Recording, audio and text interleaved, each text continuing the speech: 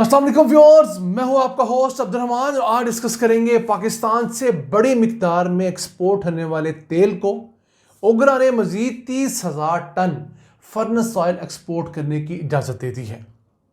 इससे पहले गुज़िश्ता 4 माह के दौरान 4,30,000 ton furnace oil already export किया जा चुका है, जो कि लीटर्स में 43 करोड़ लीटर्स बनता है।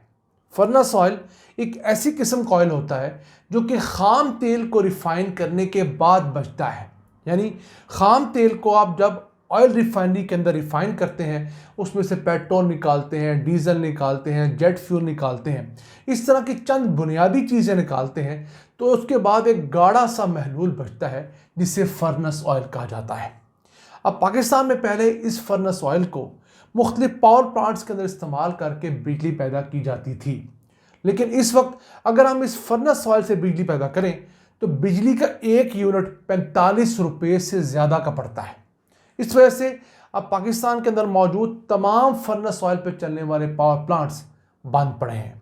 याद रहे, पाकिस्तान में ये लगे हुए फर्नेस ऑयल के पावर प्लांट्स 1994 की पावर पॉलिसी के तहत लगे थे, जो कि बेनज़ीर दौर में दी गई थी। उसके बाद नवाज शरीफ दौर में भी उसको कंटिन्यू किया गया, फिर परवेज़ मुशर्रफ के दौर में भी उसको कुछ कंटिन्यू किया गया। उसके बाद 2010 से ऑनवर्ड हम लोगों ने ऐसे फर्नेस ऑयल के प्लांट्स नहीं लगाए, लेकिन फर्नेस ऑयल के प्लांट्स इस वक्त मौजूद हैं, वो 30 साल की अपने एग्रीमेंट्स लिए बैठे हैं। उनसे अब जाके हम रीनिगोशिएट तो कर रहे हैं, लेकिन फिर भी वो हमसे अपनी असल लागत का 10 गुना ले चुके हैं। अब पाकिस्तान के पास पोटेंशियल ये है कि ये फर्नेस ऑयल थोड़ी अच्छी रिफाइनरी के अंदर मजीद रिफाइन होकर पेट्रोल और डीजल में कन्वर्ट हो जाता है। अगर पाकिस्तान की मौजूदा 5 ऑयल रिफाइनरीज को अपग्रेड कर लिया जाए और इन्हें डीप कन्वर्जन रिफाइनरी के ऊपर कन्वर्ट किया जाए तो उससे क्या होगा? पाकिस्तान की मौजूदा पेट्रोल की पैदावार में सीधा सीधा 100% का इजाफा होगा, यानी ये पैदावार 2 गुना बढ़ जाएगी हमारी मुकामी पेट्रोल की।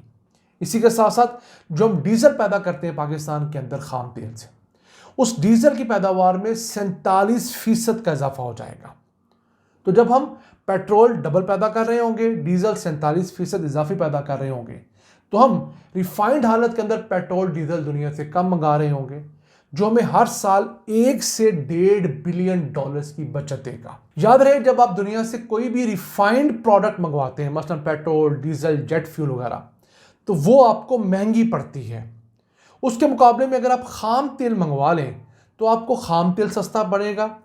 फिर उस खाम तेल से जो आप पेट्रोल डीजल बनाएंगे वो निस्बतन रिफाइंड हालत में इंपोर्ट किए हुए पेट्रोल डीजल से सस्ता होगा। फिर जब आप अपनी रिफाइनरी के अंदर खाम तेल को रिफाइन करेंगे तो यहाँ पर जॉब्स क्रिएट होंगे हज़ारों की तादाद में। फिर उस खाम तेल से हज़ारों मुख्तलिफ बाई प्रोडक्ट्स बनती हैं। जैसे हम आपको गाहे बगाहे बताते रहते हैं कि खाम तेल को अब दुनिया की अच्छी अगर रिफाइनरी के अंदर आप रिफाइन करें तो 6000 किस्म की मुख्तलिफ ऑयल्स, लुब्रिकेंट्स और केमिकल्स बनते हैं। हमें तो पेट्रोल, डीजल वगैरह का पता है ना। उसके अलावा आपकी सड़कों पे तारकोल बिजती है, वो इसी तेल से निकलती है। फिर वैक्स इससे निकलती है। फार्मास्यूटिकल की बहुत सारी द्रव्यात में शामिल होने वाली चीज़ें इसी तेल से निकलती हैं। इसके अलावा आपकी कॉस्मेटिक्स की चीज़ें यहाँ से निकलती हैं, गैसेस निकलती हैं। तो आप जब खाम तेल नहीं मंगवाएंगे तो ये तमाम चीज़ें आप निकाल ही नहीं सकेंगे। फिर इन तमाम चीज़ों की मुल्क में डिमांड तो है, मुख्तलिफ़ किस्म की गैसेस की डिमांड है, तारकोल की डिमांड है, मुख्तलिफ़ चीज़ों की। तो फिर आपको वो चीज़ें भी पेट्रोल डीजल की तरह रिफाइंड हालत में दुनिया से मंगवानी पड़ती हैं, तो आपका डबल लॉस हो रहा होता है। तो हमारी ज़रूरत इस वक्त पाकिस्तान की जितनी है, हमारे पास उस मुताबिक हमारी रिफाइनरीज मौजूद हैं। जितना हमें साल का पेट्रोल, डीजल और इस तरह के तेल चाहिए होते हैं, उन्हें हमें प्रोड्यूस करने के लिए हमारे पास रिफाइनरीज की कैपेसिटी है। फ़र्क ये है कि हमारी रिफाइनरीज चूँकि चंद बहुत पुरानी है, 3 कम से कम, तो उनके अंदर जब हम खाम तेल से पेट्रोल डीजल निकालते हैं तो 40-45% तक फर्नेस ऑयल प्रोड्यूस होता है। और फर्नेस ऑयल दुनिया में नुकसान में बिकता है या पेट्रोल डीजल की निस्बत कहीं कम प्राइस पर बिकता है। तो अगर हम इन रिफाइनरीज को अपग्रेड कर लें और उस फर्नेस ऑयल को भी हम पेट्रोल डीजल में कन्वर्ट करें तो यही रिफाइनरीज जो आज अगर मिसाल के तौर पर 100 लीटर फर्नेस ऑयल पैदा करती हैं, उनकी फर्नेस ऑयल की प्रोडक्शन 78% कम हो जाएगी और पेट्रोल की प्रोडक्शन 100%, डीजल की प्रोडक्शन 47% बढ़ जाएगी। तो चूंकि रिफाइनरीज में फर्नेस ऑयल ज़्यादा पैदा हो रहा होता है, जो सस्ती आइटम है, आप समझ लीजिए कि किसी भी अगर दर्जी के पास सूट काटने के लिए जाएं और उसमें कतरने ज़्यादा निकल आएँ या छोटे छोटे पीस ज़्यादा निकलें तो वो नुकसान होता है। तो अगर उसका कोई इस्तेमाल बन जाए तो उस दर्जी को भी तरास नहीं होता।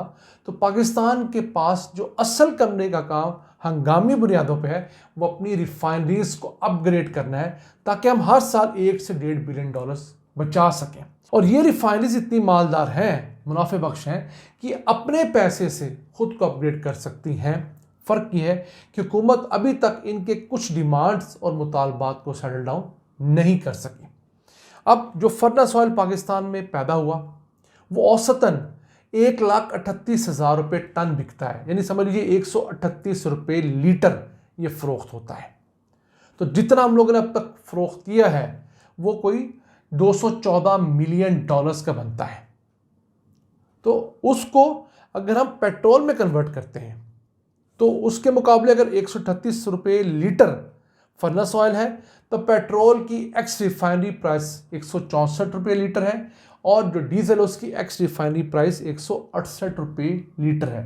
यानी कि फर्नेस ऑयल की प्राइस और डीजल की प्राइस में सीधा सीधा 30 रुपये लीटर का फ़र्क है। ये तो प्राइस का डिफरेंस आ गया, बहुत बड़ा फ़र्क है। फिर हम पेट्रोल और डीजल के ऊपर अच्छा खासा टैक्स ले रहे होते हैं, तकरीबन 71 रुपये तक का टैक्स हम लोग वसूल करते हैं। तो अगर यही फर्नेस ऑयल अगर हम कन्वर्ट करते पेट्रोल डीजल में तो 71 रुपये का इस पर अगर हम टैक्स लेते तो ये 43 करोड़ लीटर हम लोगों को 30 अरब रुपये से ज़्यादा का टैक्स देता। कितने महीने के अंदर? 4 महीने के अंदर। तो साल का कितना बना? 90 अरब रुपये का सिर्फ टैक्स हमें इजाफी मिलता।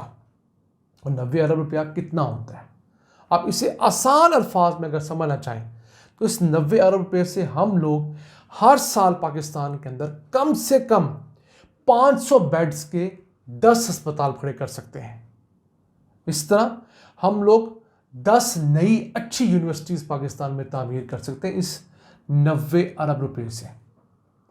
और अगर हम इसे एग्रीकल्चर सेक्टर में वैल्यू एडिशन के अंदर लगाना शुरू करें तो ये 90 अरब रुपया हम लोगों को 2-4 साल बाद 900 अरब रुपया दे सकता है अगर हम किसान को अच्छा बीज दें, अच्छा फर्टिलाइज़र दें, अच्छा पेस्टिसाइड दें, उसके लाइफस्टॉक सेक्टर में इन्वेस्ट करें। तो ये वो पोटेंशियल है जो हम लोग अपने इस खित्ते का ज़ाया करते हैं। 2-3 साल से मुसलसल हम लोग अपना फर्नेस ऑयल बहुत कौड़ियों के दामों बेच रहे हैं, लेकिन ये एक ऐसी प्रोडक्ट है इसे हम बहुत ज़्यादा काम में ला सकते हैं। ये बिल्कुल वही हम काम कर रहे हैं कि अपना खाम तांबा दुनिया को बेचते हैं सस्ते दामों और फिर उनसे उसी तांबे का बना हुआ कॉपर का पाइप, कॉपर की शीट्स, कॉपर की तारें 3-4 गुना महंगी खरीदते हैं। फिर हम कहते हैं नहीं कि हम खुद कफील होने जा रहे हैं। ऐसे मुल्क खुद कफील नहीं हुआ करते। नाज़रीन, ये था आज का एपिसोड। हमें उम्मीद है आपको पसंद आया होगा। अपनी सजेशंस, अपनी आरा से मैं आगाह रखा करें। अपने मेज़बान अब्दुर्रहमान को इजाज़त दीजिए। अल्लाह निगहबान।